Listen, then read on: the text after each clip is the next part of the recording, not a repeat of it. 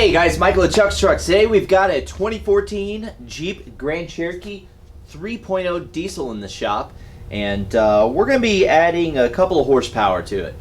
Today we're going to install this little guy right here. This is the Banks Bullet, and basically on this application it's going to add about 31 horsepower with about 52 foot-pounds of torque. So a pretty nice gain for such a small little piece. So let's go ahead and jump right into it. Okay, so the first thing that we've done is, as you can see, I'm in the interior of the vehicle, and underneath your passenger side front seat is where you're going to find your battery. You need to go ahead and disconnect the negative battery cable and then set it off to the side like I have there, to where basically it doesn't make any contact with any positive power sources, which in this situation, highly unlikely. So move on to step 2. Next, we remove our oil filler cap. After that, pull up and you'll remove the engine cover. Okay, so with our engine cover off, basically what we've done is we've gone ahead and replaced our oil filler cap. And if you're going by the instructions that Banks sends you, and you're looking at them and scratching your head because you own a Cherokee and that looks like a Ram engine bay, that's because they only give you Ram visuals in their instructions. So that's the reason that this is a good video for you. If you take a look right down here, we're sitting right on top of the inlet to what could be considered a head, and that sensor right there is going to be your TMAP sensor, which basically stands for turbo manifold air pressure sensor. Now if you look right next to that guy, down here, there's going to be a fuel rail sensor, and that's your FRP sensor right down there. FRP is your fuel rail pressure sensor. Those are the two sensors that we are going to be basically connecting into.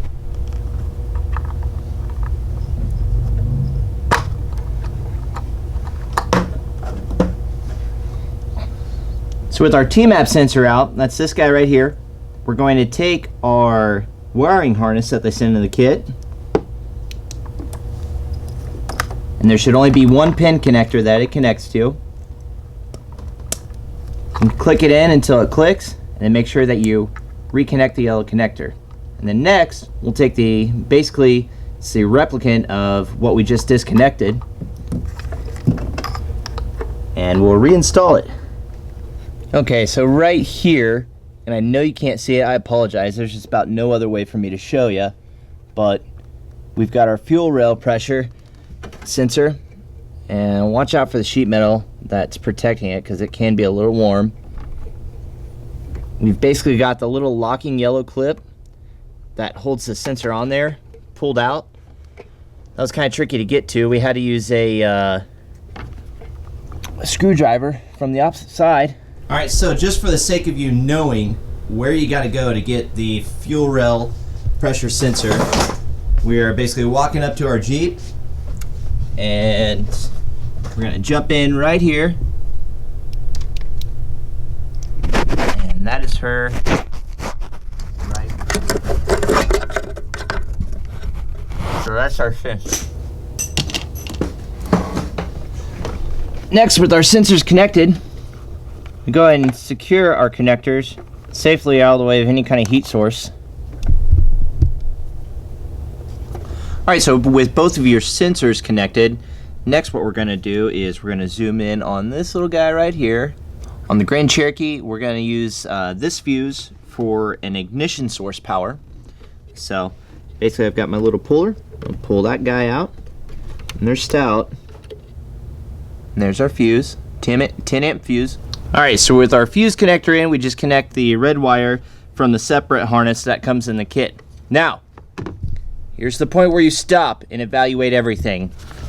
On the instructions, Banks is going to tell you to find the negative battery cable and connect the black ground wire that is right here to the post. Grand Cherokee owners, you're in for a surprise. As you had seen earlier, the battery is underneath the passenger seat, which means that you're going to have to route a lead wire all the way to the battery coming up to this portion of the wiring harness itself and tap in there. You want to make sure that you are completing the circuit for this application, for this tuner. Other items that hook up this way, winches, they require a negative lead and a positive lead to the battery. You know, another thing is power inverters. That's another one, negative and positive, or just negative. A lot of you are going to have the urge to just go ahead and mount to this post right here. And yes, that is a negative post, but it's not a negative battery post. So really important to go ahead and make sure that we're paying attention here at this portion. Now what we're going to do is we're going to go ahead and route our wiring harness into the interior of the vehicle. All right, so after running the wiring, basically we had to enter the passenger side and run all the way over to the driver's side, add a little bit more wire. After doing that, getting the pod mounted, we went ahead and opted to just go ahead and mount the pod right here into the side of the A-pillar. So once you get all that mounted, go ahead, jump in your vehicle, fire her up, and she's on.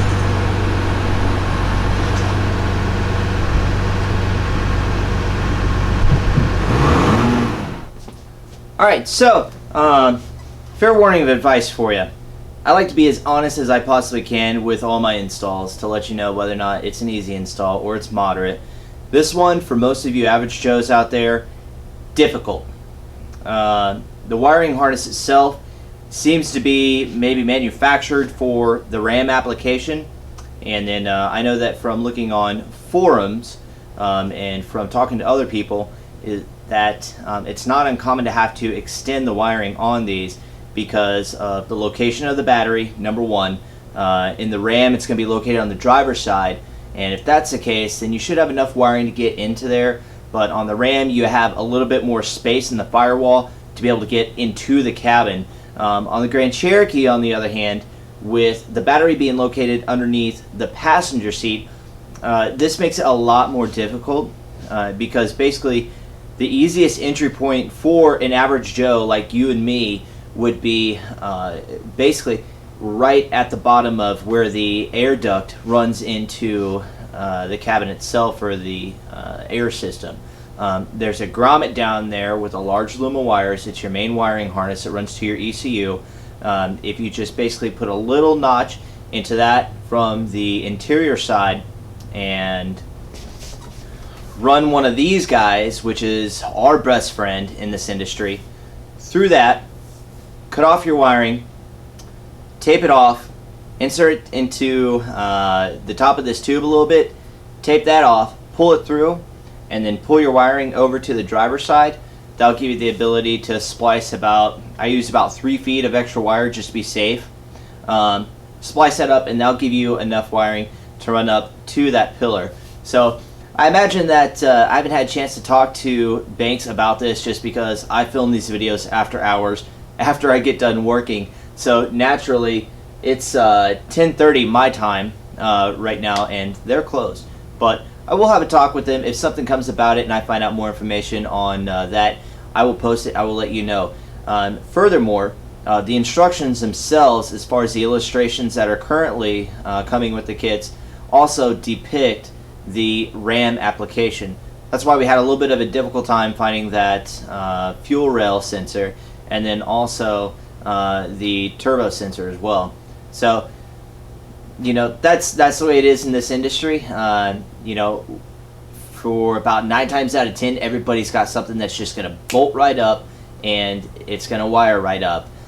Sometimes you run into things like these where, you know, yeah, it takes a little bit of extra work, but nonetheless, incredible product, because the power gains on this are astronomical compared to what you do on a gas vehicle. On this unit, this guy actually he's a good customer of mine. His name's Jeff. He's put a lot of time into this car too, just having it. He's got an AFE cold air intake system, and he's also got the Banks Monster exhaust system.